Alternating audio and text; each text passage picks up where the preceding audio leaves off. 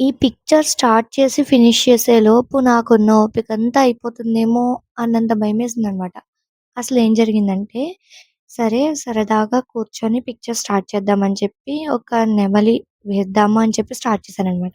నార్మల్‌గా నెమలి ఎప్పుడూ వేస్తాం. కానీ ఇలా ఫిల్ చేస్తూ వేస్తే ఎలా వస్తుంది, ఏంటి అవుట్‌పుట్ అనేది చూద్దామని చెప్పి స్టార్ట్ చేసి ఒక్క హాఫ్ అన్ అవర్ అనుకున్నది కాస్త 2 అవర్స్ అయితే పట్టిందనమాట. ఈ పిక్చర్ అంతా వేశాక నిజంగా లాస్ట్‌లో ఆ ఫుల్ పిక్చర్‌ని చూసాక నాకనిపించింది, హమ్మా! ఇంతసేపు కష్టపడినందుకు ఫలితం దక్కింది అని చెప్పి.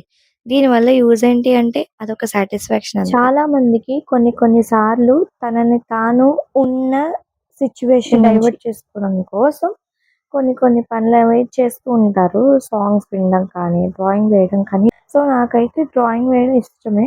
అలా అని మ్యూజిక్ కూడా వింటాననమాట నేను.